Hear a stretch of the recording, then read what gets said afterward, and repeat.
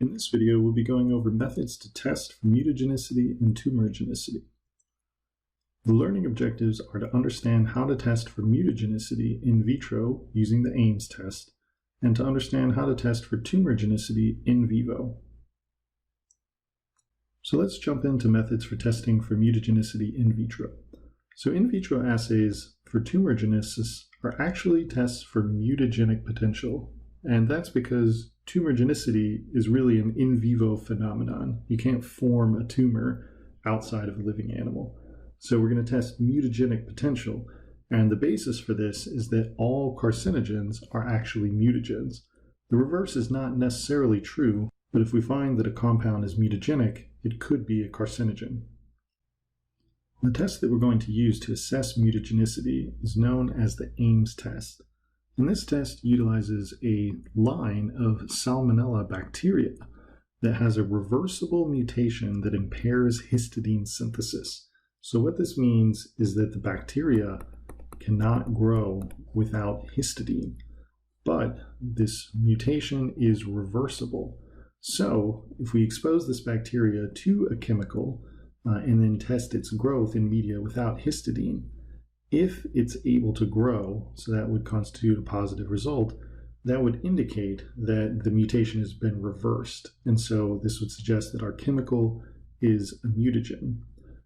This image on the bottom, this is just an agar plate showing bacteria growing. So this shows the process graphically. So you have your experimental tube here. So this, you could add biomaterial,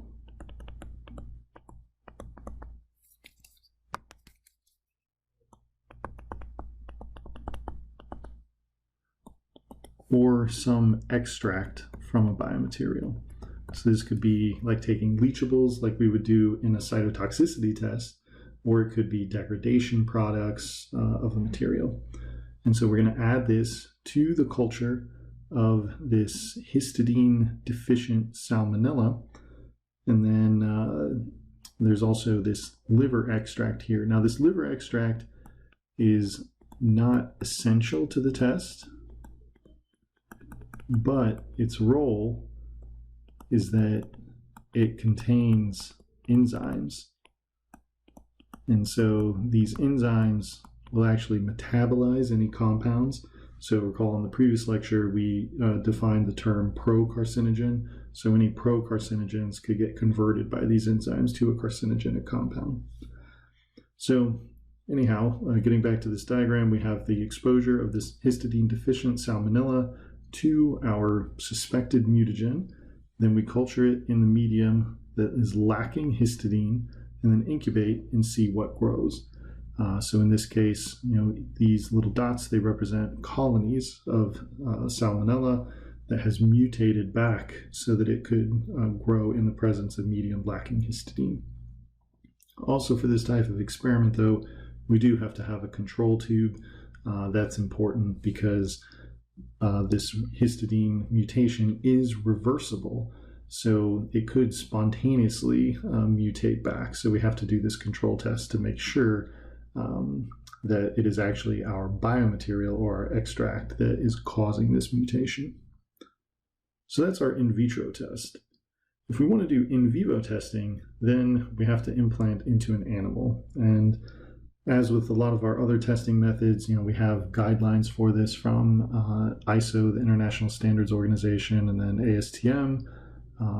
And like our other studies, we would fabricate it in the form of a final device.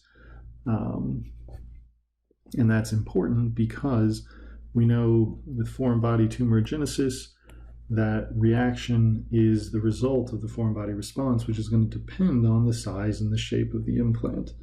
And so here, the goal of our experiments is to determine if a novel material exhibits a higher tendency for chemical or foreign body carcinogenesis than a control. So we have to have a control test article.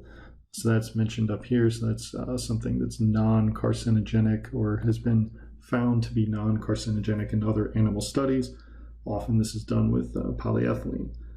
And then after implantation, at various time points, we're going to excise the tissue around the implant. So we're going to cut it out. and we're going to evaluate it histologically to assess whether or not there is tumor growth around the implant.